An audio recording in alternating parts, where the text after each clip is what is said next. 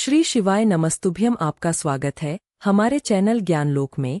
इस वीडियो में मैं आपको योगिनी एकादशी व्रत कथा सुनाऊंगी, जिसे सुनने मात्र से ही लक्ष्मी नारायण की कृपा आप पर बरसती है। इसके लिए आपको वीडियो को अंत तक देखना होगा। एकादशियों में एक एकादशी आषाढ़ मास के कृष्ण पक्ष की एकादशी, जिसे योगिनी एकादशी कहते हैं। योगिनी एकादशी का उपवास रखने से समस्त पापों का नाश होता है तथा इस लोक में भोग और परलोक मुक्ति भी मिलती है। योगिनी एकादशी व्रत कथा महाभारत काल की बात है कि एक बार धर्मराज युधिष्ठिर ने भगवान श्री कृष्ण कहा, हे त्रिलोकीनाथ, मैंने ज्येष्ठ माह के शुक्ल पक्ष की निर्जला एकादशी की कथा सुनी।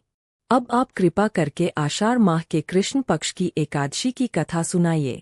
इस एकादशी का नाम तथा महात्म्य क्या है, सो अब मुझे विस्तार पूर्वक बताएं।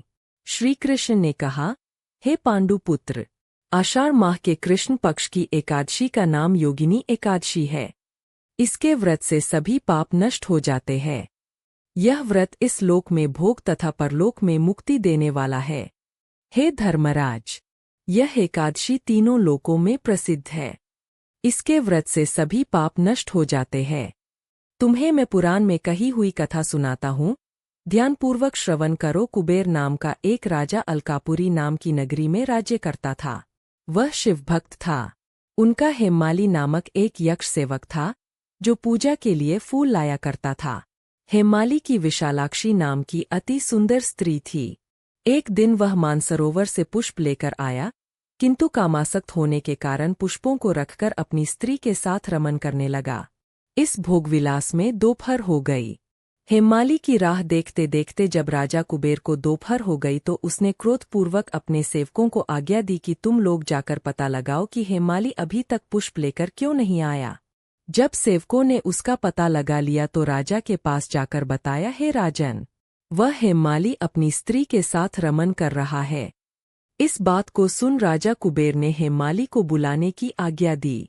डर से कांपता हुआ हेमाली राजा के सामने उपस्थित हुआ। उसे देखकर कुबेर को अत्यंत क्रोध आया और उसके होंठ फड़फड़ाने लगे। राजा ने कहा, अरे अधम, तूने मेरे परम पूजनीय देवों के भी देव भगवान शिवजी का अपमान किया है। मैं तुझे श्राप देता हूँ कि तू स्त्री के वियोग में तड़पे और मृत्युलोक में जाकर कोढ़ी का जीवन व्यतीत करे। कुबेर के श्राप से वह तत्क्षण स्वर्ग से पृथ्वी पर आ गिरा और कोढ़ी हो गया। उसकी स्त्री भी उससे बिछड़ गई। मृत्युलोक में आकर उसने अनेक भयंकर कष्ट भोगे, किंतु शिव की कृपा से उसकी बुद्धि मलिन हुई और उसे पूर्व जन्म की भी सुध रही। अनेक कष्टों को भोगता हुआ तथा अपने पूर्व जन्म के कुकर्मों को याद करता हुआ वह हिमालय पर्वत की तरफ चल पड़ा। चलते चलते वह मार्कंडेय ऋषि के आश्रम में जा पहुंचा। वह ऋषि अत्यंत वृद्ध तपस्वी थे। वह दूसरे ब्रह्मा के समान प्रतीत हो रहे थे और उनका वह आश्रम ब्रह्मा की सभा के समान शोभा दे रहा था। ऋषि को देखकर हेमाली वहां गया और उन्हें प्रणाम करके उनके चरणों में गिर पड़ा। हेमाली को देखकर मार्कंडेय ऋषि ने कहा, तूने कौन से निकृष्ट कर्म किए हैं, जिससे तू कोढ़ी हुआ और भयानक कष्ट भोग रहा है। महर्षि की बात सुनकर हेमाली बोला, हे मुनिश्रेष्ठ, मैं राजा कुबेर का अनुचर था। मेरा नाम हेमाली है। मैं प्रतिदिन मानसरोवर से फूल लाकर शिव पूजा के समय कुबेर को दिया करता था। एक दिन पत्नी सहवास के सुख में फंस जाने के कारण मुझे समय का ज्ञान ही नहीं रहा और दोपहर तक पुष्प न पहुंचा सका। तब उन्होंने मुझे श्राप दिया कि तू अपनी स्त्री का वियोग और मृत्युलोक में जाकर कोढ़ी बनकर दुख भोग। इस कारण मैं कोढ़ी हो गया हूँ तथा पृथ्वी पर आकर भयंकर कष्ट भोग रहा हूँ। आत कृपा करके आप कोई ऐसा उपाय बतलाए जिससे मेरी मुक्ति हो। मार्कंडेय ऋषि ने कहा, हे हेमाली, तूने मेरे सम्मुख सत्य वचन कहे हैं, इसलिए मैं तेरे उद्धार के लिए एक व्रत बताता हूँ। यदि तू आषाढ़ माह के कृष्ण पक्ष की योगिनी नामक एकादशी का विधान पूर्वक व्रत करेगा तो तेरे सभी पाप नष्ट हो जाएंगे। महर्षि के वचन सुन हेमाली अति प्रसन्न हुआ और उनके वचनों के अनुसार योगिनी एकादशी का विधान पूर्वक व्रत करने लगा। इस व्रत के प्रभाव से अपने पुराने स्वरूप में आ गया और अपनी स्त्री के साथ सुखपूर्वक रहने लगा।